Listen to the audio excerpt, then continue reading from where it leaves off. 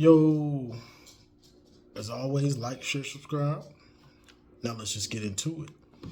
So, Michigan is on a bye week. You know, I live in Tampa, Florida, so I evacuated and probably won't be back home till maybe next week or something. But, I was just sitting here thinking about the team, what's going on. And, and I told people this before the season, before we played a game, that this quarterback thing was going to be a problem. Because I hate to see the fan base so divided like it is. Everybody's got their favorite quarterback, or they don't like this quarterback, or whatever, And I really hate it for the fan base. We all split apart. The fan base is at each other necks like Michigan versus Ohio State almost. I really hate it. There's guys that still want Warren to be the quarterback. He's a turnover machine. I don't see how you could want that. There's people that still want Orji to be starter. And honestly, Orji kind of didn't get a fair shot, I guess you could say. Well, he got his shot. Well, let me elaborate on that, because I know somebody's going to say, he got a fair shot. You just want him to be the quarterback. Well, the reason I think some people say he didn't get a fair shot, and some people saying, like I was just watching Amazing Blue Review, that he should still be the quarterback. Honestly, that's what he said on there. And I think part of the problem with why the guys that think Orji didn't get a fair shot or should still play is because of the play calling. He didn't use him like he wanted to be successful. Like he wanted him to be successful. You know what I'm saying? If I got a pocket passer, I'm not going to ask him to run all the time. If I got a great runner, I'm not going to ask him to throw it all the time. And I know somebody's going to say, Orji's not a great runner. I get you. But he can run. That's his biggest asset is his legs. And people saying he's not fast and he's not super explosive, but he can move, But they didn't. Kirk Campbell didn't adapt the offense around what Orji could do well, and that's why I'm so hard on Kirk Campbell and even Wink, because the goal. You're the coach. You know what's best. You're supposed to know what's best. You're supposed to know how to put whoever it is that you choose to put in that game in position to be successful. That's your job as the coach. It ain't the players. So when you put a player in the game, it's up to you to call plays that that will make him successful so the team can be successful.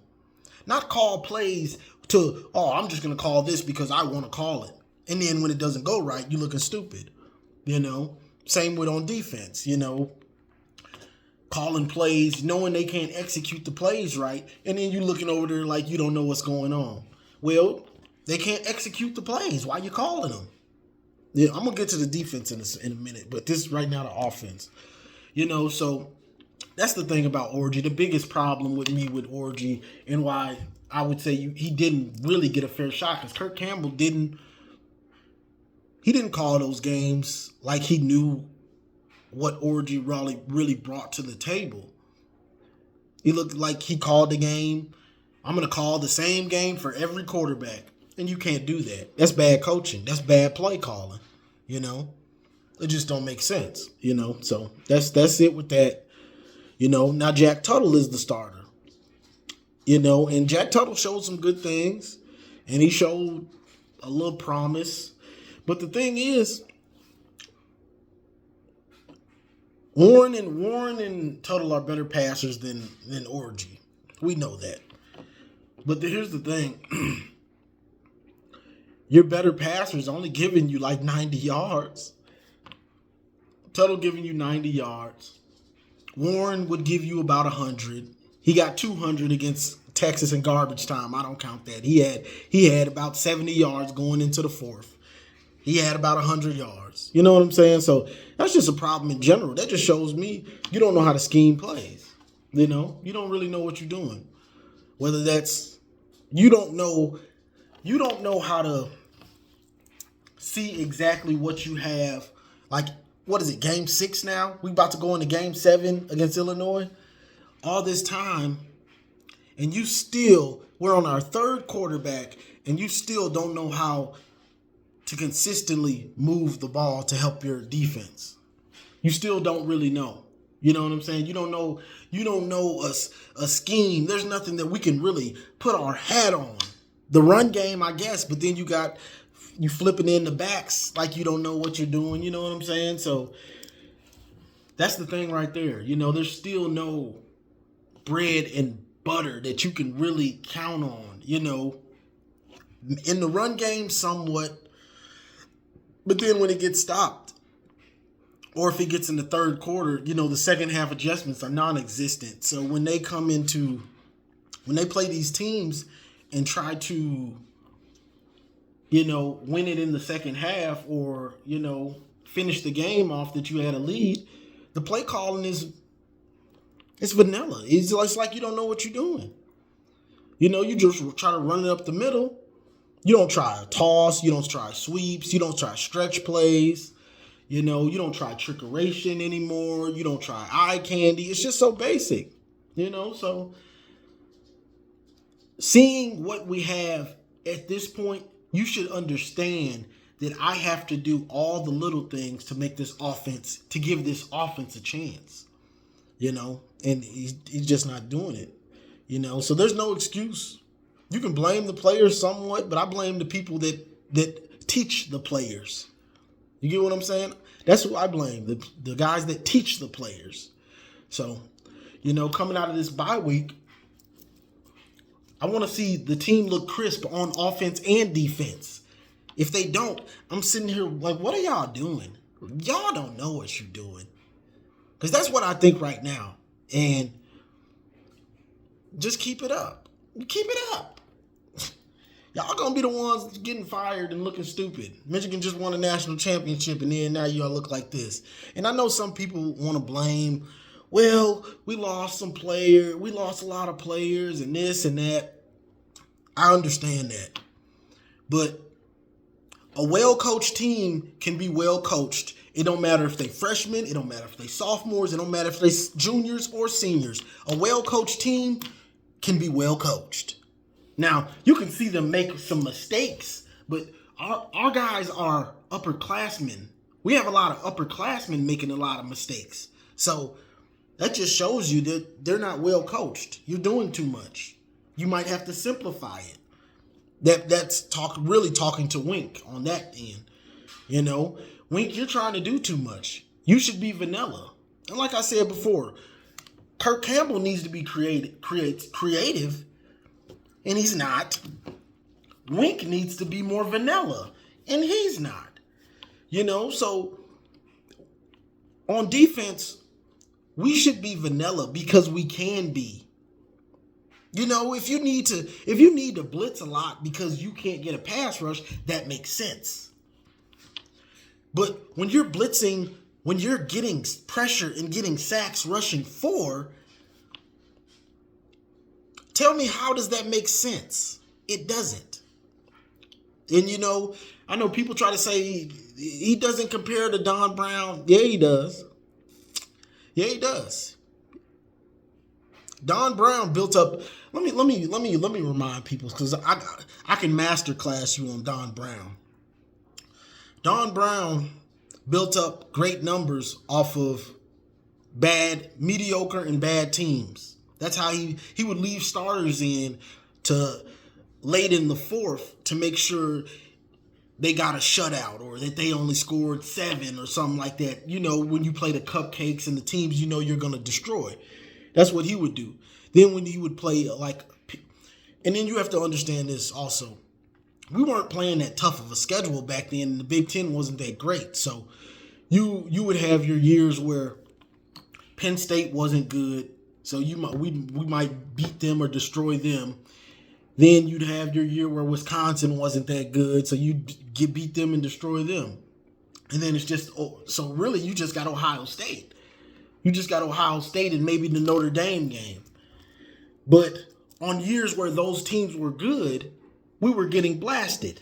When Penn State had McSorley and Barkley, blasted us. You know what I'm saying? When Wisconsin had when Wisconsin had all those a team full of juniors and seniors, they'd blast us. Teams with similar talent, they would beat us. You know? The difference is the Big Ten is deeper now with USC, Washington, Oregon, and the transfer portal, NIL. So a lot of these other Big Ten teams have more talent than they normally would have. You get what I'm saying? So they have a better chance. They have more of a fighting chance. But that's kind of it with that and him and Don Brown. But also Don Brown, this is why they're really alike. When it's 2nd and 17, Don Brown would blitz. When it's 3rd and 12, Don Brown would blitz. That's what Wink does. Soon as you get him behind the chains, you get a sack rushing 4, and he can't wait to blitz. That's Don Brown. That's what Don Brown would do. So that's the big thing. Even without the mistakes, the linebackers, the secondary looking poorly coached and looking confused a lot of the times. The problem is, even if they're not, he's gonna blitz on crucial downs. When the game is on the line, he's gonna blitz. And it's just stupid because I know people, you might say that, man, that's lazy. It's stupid. Well, it's stupid because, one, they know you're going to do that. They know, so it's not a surprise. When they know, teams know you want to blitz. Everybody knows that's your MO. So when you're in those situations, teams are expecting you to blitz, buddy. So they're prepared to get rid of it early.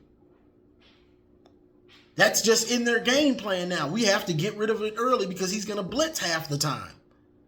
So you're not fooling anybody. You're playing right into their hand by blitzing. That's the thing. We don't get sacks when we blitz. I don't know if I'm the only one that's noticed this. We don't get sacks when we blitz. Most of the time we get sacks when we rush 4. So that's the big thing about this with Wink and Kirk Campbell. And I had somebody on one of my lives say, what are the coaches supposed to do? What are the coaches supposed to do? Their job. It doesn't take a football aficionado to watch a team that's poorly coached. You can watch it with a little kid, and they can see that when a team is poorly coached because it's obvious. It sticks out to you when a team is poorly coached.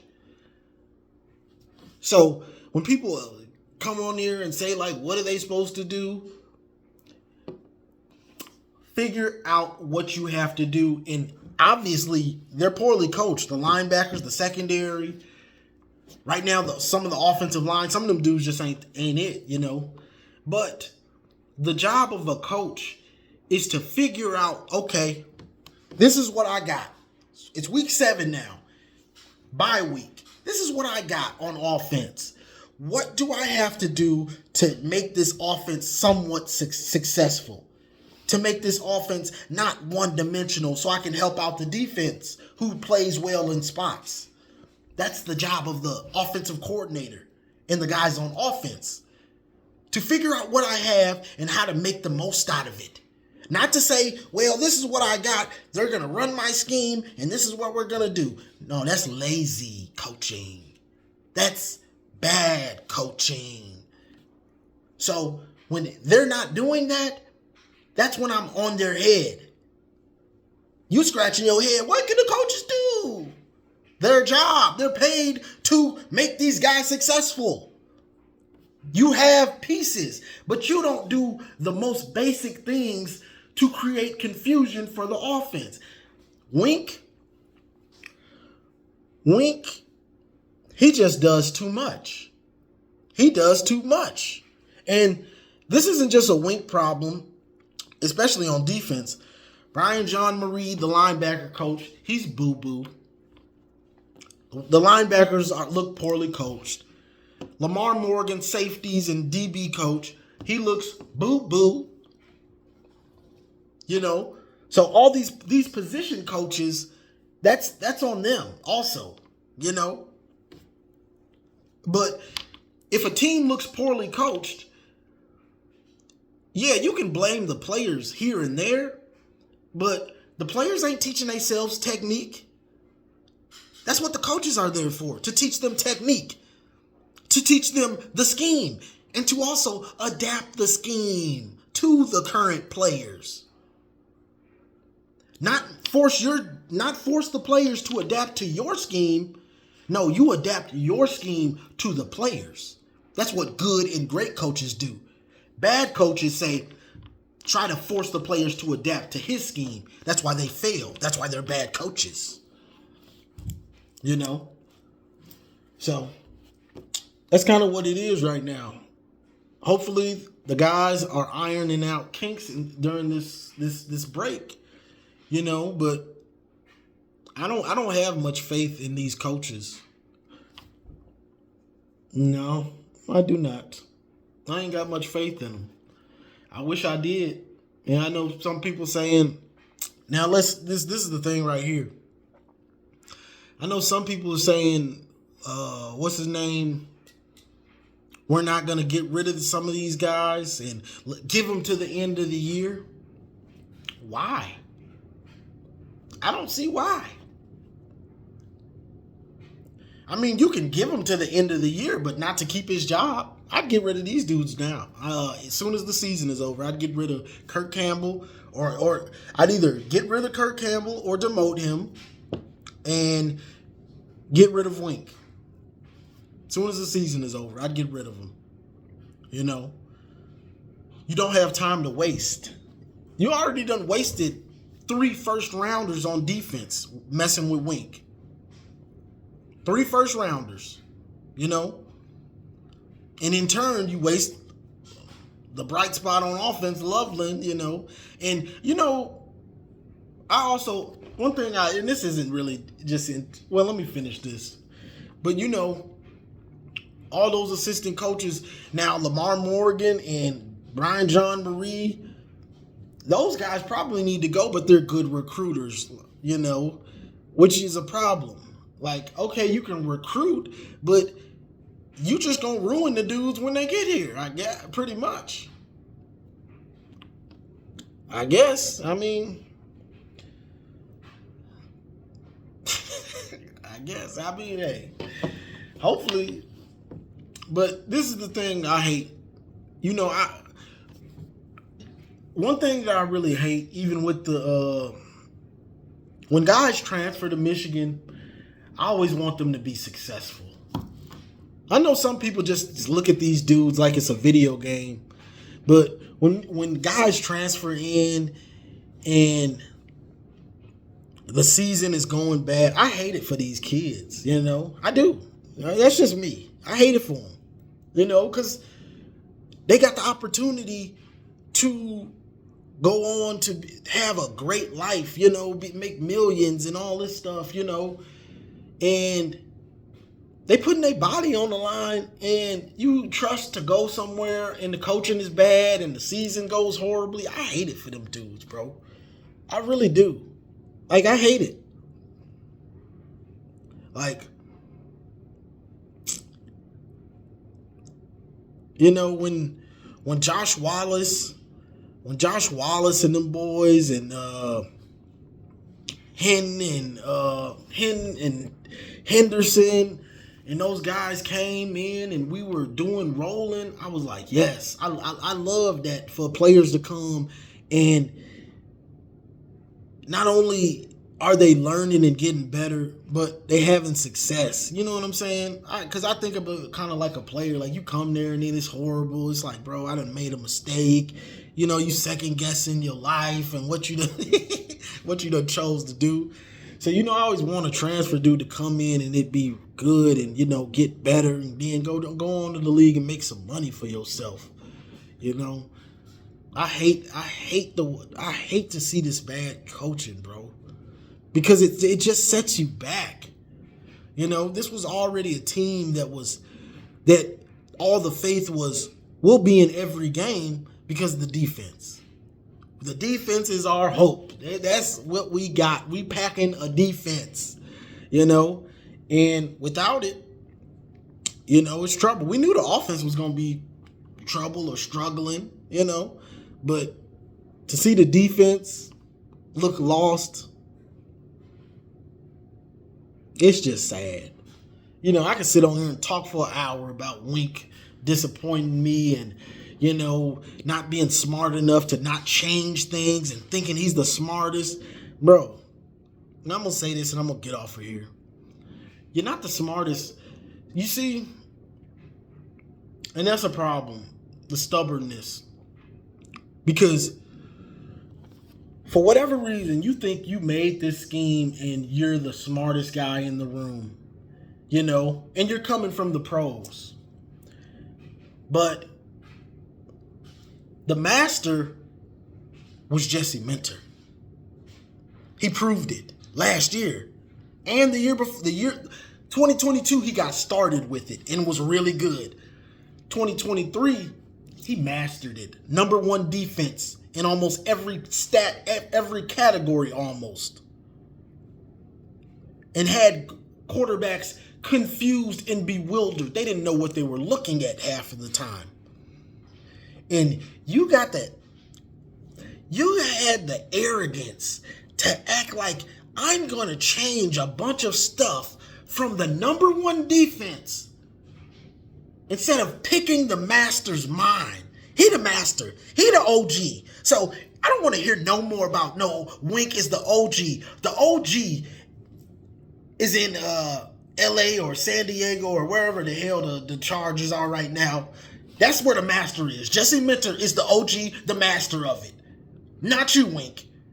You the old man that stuck around too long. Folks out here calling you Stink Fartendale. But the arrogance. And that's why when people say, man, the coaches know more than you and this and that. That's true. That is true. But that still don't mean he's a good coach. That still don't mean he's good. Because one thing I know I can see, when it's not going right, when it's not good. And you don't know what you're doing when I'm looking at you. I can see that. He can't see it. So, what do they say? Insanity is when you do the same thing and expect a different result. So, Wink possibly could be a good coach, but he's insane. He's insane with the blitz. So, that's what he is. When he sees a long down, second and long, third and long, he's blitzing. He's insane because he gets the same result. First downs. So, we're going to have to see what they're going to do about this and who stays, who goes. Because it's a problem. But that's all I got on this one, y'all. I just wanted to touch base, on these coaches, Ain't got much faith in them, but we can see. We'll see. Hopefully they get better. That's all we can do is hope at this point, y'all. But like, share, subscribe, and as always, go blue.